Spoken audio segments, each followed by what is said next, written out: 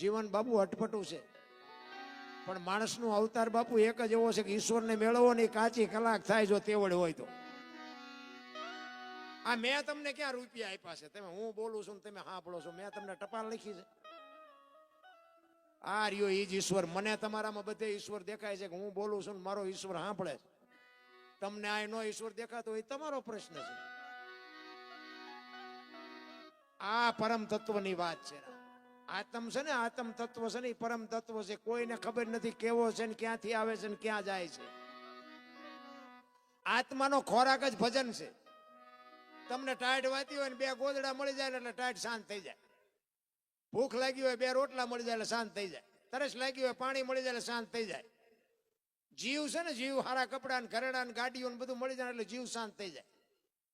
આત્માને બાપુ ભજન મળે તો જ શાંત થાય ને, કે ભજન વગરનો બાપુ આત્મો ભૂખ્યો ભૂખ્યો ને ભૂખ્યો જરૂર ઈને ઈ છે. અને ઈ આત્માને જો ભજનનો ખોરાક મળે ને તો જ આત્મ તત્વમાંથી કાંઈક ઉગે. બાકી જય ભગવાન.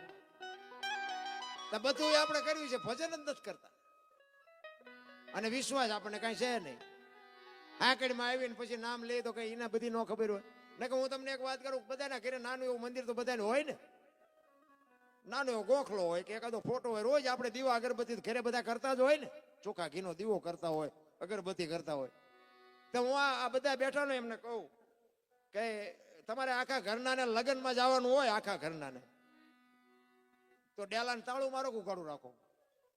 તાળું જ મારો ને, સ્વાભાવિક છે. હું તાળું જ મારું, લ્યો ને, હું તમારી ભેગો જ છું.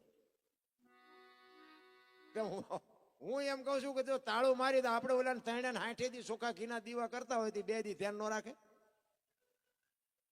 તમને કેમ લાગે? અને જો ધ્યાન ન રાખે તો આ પછી ચોખ્ખું ઘીના દીવા બાળો એના કરતા છોકરાને ન ખવડાવે, લોટકા ન થાય. અને 80 વર્ષની માં ઘરે હોય ને એમ કે તમે બધા લગ્નમાં જાઓ, મારે નથી આવવું, તો ડેલાને તાળું મારો? તો ન મારો. શું કામ? કે માં ભલે ખાટલામાંથી ઉભા ન થઈ શકે, પણ કોક આવશે ને તો અવાજ કરશે ને તો પાડોશી આવશે. આ માં જીવતી જાગતી છે ને એમ જ આ જીવતો જાગતો છે. પણ અહીંયા વિશ્વાસ છે ને આ વિશ્વાસ નથી. એટલે તમે રોજ ભગવાન મને આ દે, ભગવાન મને આ દે, આટલી બધી બંદગી કરો છો ને તમે 2 દી જાવ અહીંયા તમને વિશ્વાસ આખો વયો જાય. અરે ડેલો ભલે ઉગાડો રહ્યો, આપણે રોજ દીવા કર્યું છે ને એટલું 2 દી ધ્યાન ન રાખે છે કોઈનો પાવર? આ તકલીફ છે. એટલે સવારે અમે કીધું ભજનના ભરોસે રેજે, અંતે ઈનર ઓપશે, અમર બીજક હાથ લાગ્યું એને કાળ કેમ લોપશે. ભજનની બાપુ છે ને ભરોસા નહીં. ઈશ્વર છે તો છે, નથી તો નથી. વિશ્વ વ્યાપક નિરંજન નિરાકાર છે. આપણા જેવો છે નહીં, આપણે ગોત્યું છે આપણા જેવો, એટલે જડતો નથી. તમે ઘરે હુતા હોય ને ખબર પડે કે હવે મારું કામ થઈ ગયું, સમજી લેવાનું કે આવીને કરી ગયો, બસ અહીંયાથી તમે પૂરું કરી નાખો. હું તો એક જ તમને દાખલો આપું કે એક દીકરી, કોઈ જુવાન દીકરી આમ રોડ માંથી નીકળે અને કોઈ લુખો લફંગો માણા હોય એનું બાવડું પકડે, દીકરી રાડ્યું પડે અને વાડીમાં પાણી વાળતો હોય કોઈ ખેડૂ, અને આ રાડ્યું સાંભળી જાય અને એ પાવડો લઈને આવે અને ઓલાને 2 પાવડા નાખે અને દીકરીને છોડાવે, તો નથી લાગતું કે રામાપીર પોતે આવ્યા એવું નથી લાગતું? શિવ ભોળો નાથ જ આવી ગયો એવું નથી લાગતું? પણ આ તો એ કે રામાપીર હોય, ઘોડો હોય, હાથમાં ભાલું હોય, લીલા લુગડા હોય. હવે એવો આવવો નથી ને આપણો મેળ પડવાનો નથી. ઈશ્વર બાપુ તલ મૂકે એટલી જગ્યા નથી. જો ધ્યાન રાખજો, ક્યાંય આખા વિશ્વમાં એક તલ મૂકે એટલી જગ્યા નથી કે ઈશ્વર ન હોય. પણ કોઈ જો પુરાવો માંગે તો કોઈની પાસે છે નહીં. જો છે તો છે. મને એક ભાઈ કહેતા હતા, મને કે ઈશ્વર બીશ્વર જેવું કાંઈ છે નહીં. મેં કીધું હું ચાહતા ને કહું માનવું માન, ન માન તો. પણ એ મને કે તમે હું જાઓ અહીંયા કે બધા રાંગા મારો સૂર્યની. એટલે મેં કીધું એવું નથી, પણ ઈશ્વર તો હોય. તો મને કે એનો પુરાવો શું? મેં કીધું કાન છે. તો કે હા. મેં દેખાય? એ કે દેખાતો નથી. મેં તને તારો કાન ન દેખાય, ભગવાન થોડો દેખાય? હરામના. પણ આ આંખ અને કાન 4 આંગળનું છેટું છે ને બેટા, એટલું જ છેટું છે. તું શું કરસ નહીં બધી એને ખબર છે. પણ આ કાન છે ને એનો તને વિશ્વાસ છે ને ઓલો છે એનો તને વિશ્વાસ નથી. વસ્તુ આટલી છે. બાકી મારા રામ કાંઈ ન કરી શકો. લખવું હોય ને લખી લેજો. અને જો તમારા બળથી હાલતું હોય તો તમે આમાંથી મને કયો તો. જવાની તારીખ કોઈને ખબર હોય તો કયો તો. જન્મ તારીખ બધા ઉજવતા છે. જવાની તારીખ કોકને યાદ હોય તો કહો તો. એટલે આ બધા ભજનમાં સોંટ્યા છે કે આપણે કપાણ્યા ન મરવી એમ. ભગવાનની કોઈની જરૂર નથી. એ તો મારા રામ દયાળુ છે. મને તો એમ થાય બોલો ધરતી કપ થયો તેથી બધા ખરાબ બપોરે ધોઈનું બોલતા જ બોલો શ્રી રામ જય રામ. મેં કીધું બોલ્યા હોત તો થાત જ નહીં. અમે સુરેન્દ્રનગરમાં અમે હતા ને બધા ધોડા ધોડી કરતા હતા. મેં ક્યાં જવું છે મુંબઈ સુધી ડકબકે. ઈશ્વર ધારે તો મારા રામ શું ન કરે. આ કોરોના આવ્યો, મારી વહુ છે ને મારા છોકરા છે ને મારા બાપા કોઈને અડતું નહોતું. આ ઈશ્વર ધારે તો શું ન કરે ભલા માણસો. છતાંય જો મને તમને હજી કંઈક પાવર હોય, હજી તો એ મોટો કલાકાર છે તો બીજું કંઈક કાઢવાનું, એને આપણે નથી પૂગવાનું. ઓલું કંઈક આવ્યું હતું ને શું ઓલું મસર ડેન્ગ્યુ આવ્યું ને ડેન્ગ્યુ. તો તમે જુઓ તો બંગલામાં જ પકડતા હતા, બંગલામાં જ જાતું હતું. એટલે ઝૂંપડામાં ભાઈ નહીં ભાળતું હોય. હારામાં હારું મકાન હોય, બારી બારણા બંધ હોય, મચ્છરદાની હોય, પંખા હોય, એસી હોય, તો અહીંયા કરીને કરડે બોલો. આમ બે ટબ્બા જેવું થાય અને પછી થેન્ક યુ કહીને ઉડી જાય.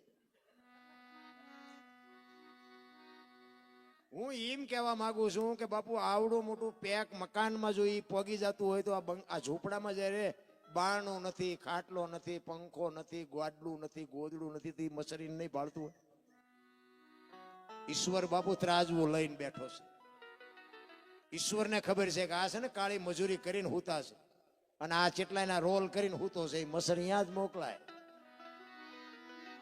પૈસા છે ને પૈસા અહીંયા ભેગા રોગ છે, લખવું હોય તો લખી લેજો. બહુ પૈસા વાય ન દોડતા. જોકે મારે જરૂર તો પડે છે પણ માપે માપે.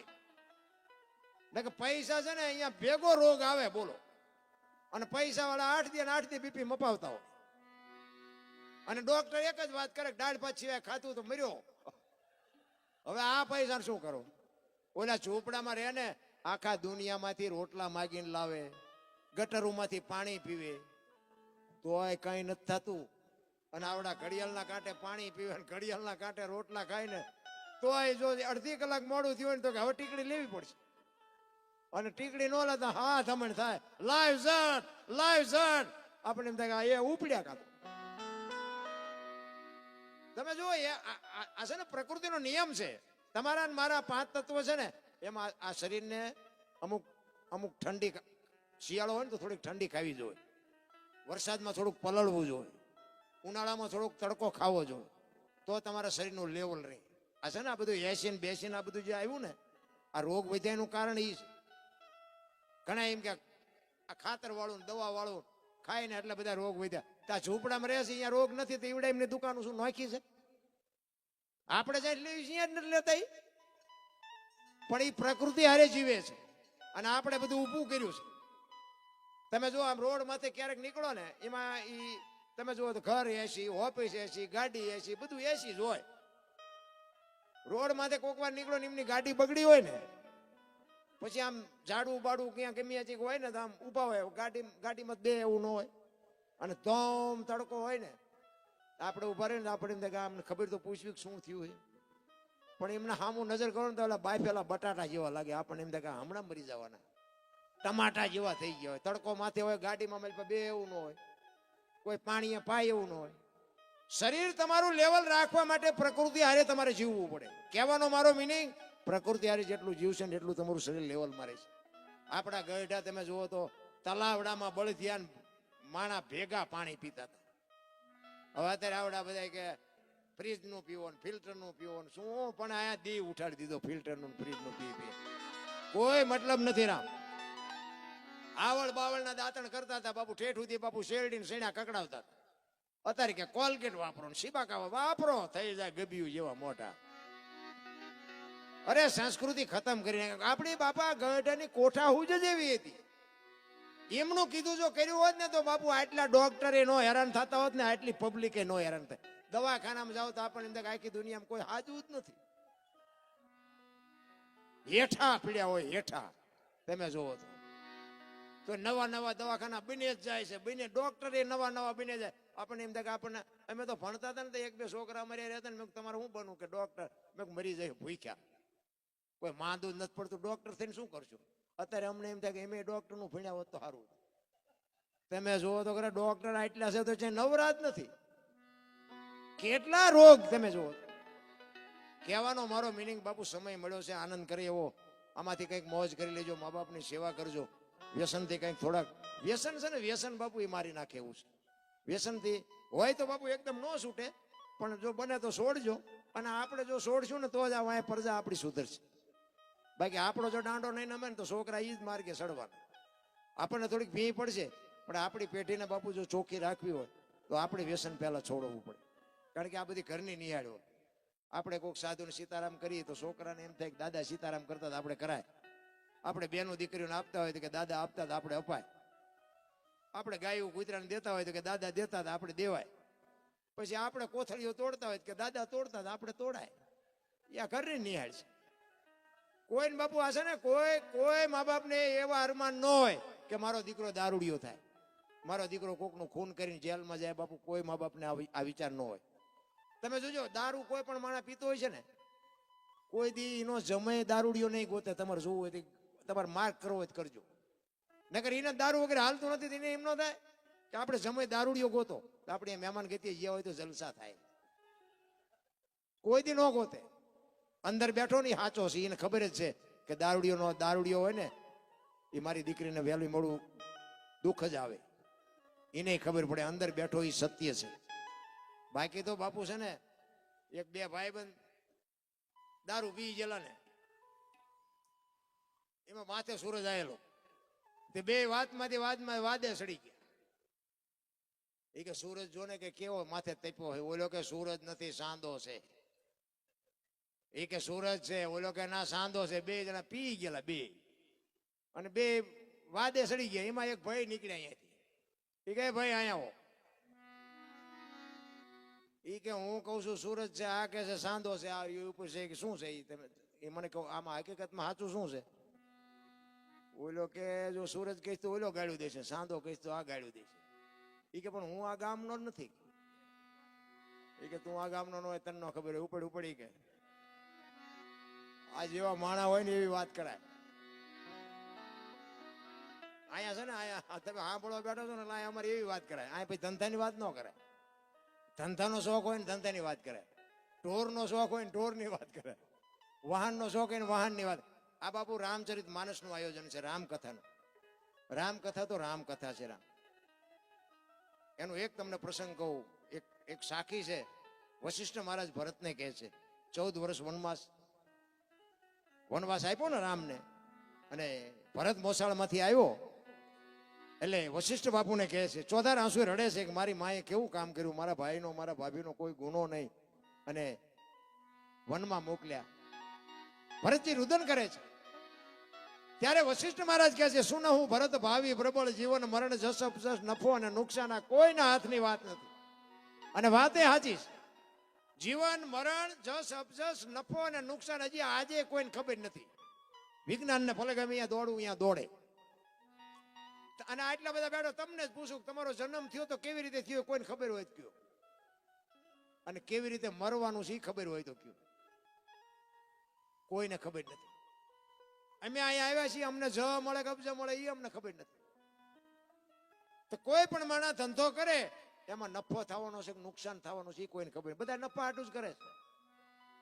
આવડી આ સાખી તુલસીદાસે રામાયણમાં લખી, અને રામાયણમાં એનો ઉલ્લેખ કર્યો કે નફો કોને થયો, નુકસાન કોને થયું, જીવન કોને મળ્યું, મૃત્યુ કોને મળ્યું, જહ કોને મળ્યો, નબજ કોને મળ્યું. રામાયણમાં આ તમારા બાપુ વક્તા વાંચતા હશે તો આવ્યું હોય છે, નહીં આવ્યું હોય તો આવશે. ઈ કે નફો કોને થયો અને નુકસાન કોને થયું? તો નુકસાન બાપુ રામચંદ્ર પરમાત્માના માતુશ્રી કૌશલ્યાને થયું. જુવાન દીકરો ને વહુ બે વનમાં જતા હોય તો મા માથે કેવી વીતી છે. નુકસાન માં કૌશલ્યાને થયું અને નફો બાપુ માં સબરીને થયું. નાતે નેડો નહોતો મારા નાથને અહીંયા જઈને એનો ઉદ્ધાર કરવો પડ્યો. આ બે રામાયણના પાત્ર. તો જીવન કોને મળ્યું અને મૃત્યુ કોને મળ્યું? મૃત્યુ મળ્યું રાજા દશરથને. રામચંદ્ર પરમાત્મા જેવો દીકરો હોવા છતાંય મૃત્યુને રોકી ન હોય કે બાપુ દશરથ રાજાને મૃત્યુ મળ્યું. અને જીવન કોને મળ્યું? અહલ્યાને. પગ એડ્યો ને બાપુ શ્રાપમાંથી મુક્ત થઈ ગઈ. તો કે આમાં જ કોને મળ્યો ને અબજ કોને મળ્યો? અબજ મળ્યો કઈ કઈ ને. આજે દુનિયા ગાળ્યું દેશે. અને જ ખાંટી ગયા વાંદરા. વાંદરાનો જ બાપુ જે બોલાય છે અત્યારે, નકર ખબર બધાય નથી. રામ રાવણ નું યુદ્ધ થયું ને, હનુમાનજી મારા સંજીવની લેવા ગયા હતા. બધા જાણીતો ઇતિહાસ છે. પર્વત ઉપાડીને આવતા હતા, ભરતે બાણ મારીને નાખ્યા હેઠા. અને હનુમાનજી બધી વાત કરી કે આવી રીતે હતું અને આવી રીતે અહીંયા પરિસ્થિતિ છે. આખી અયોધ્યામાં બધાને ખબર પડી, પણ કોઈએ ન કીધું હાલો અમે આવી. રામને કામમાં કોઈ નથી આવે વાંદરા સિવાય. એ તો અત્યારે બધા મંદિર બનાવવું છે ને, આમ કરવું છે ને, આરતી કરવી છે ને, દર્શન કરવા છે. આ કૃષ્ણ પરમાત્મા મથુરાની જેલમાં જન્મ્યા ને પછી ગોકુળમાં મૂકવા આવ્યા ને, મોટી મોટી મેળી વાળે કીધું અહીંયા નહીં તો અત્યારે બધા પુણ્યમું ફરે છે. એક જ બાપુ નંદ બાવા આહિરનો દીકરો, એ કે હવે જે ભગવાને ધારી છે ત્યાં છે વિયાઓ. એક જ એમ નામ નો રે ને, એમ નામ દુનિયા કોઈ ગાણા નો ગાય. લોટાના સીણ્યા સાવવા જેવી વાત છે રામ.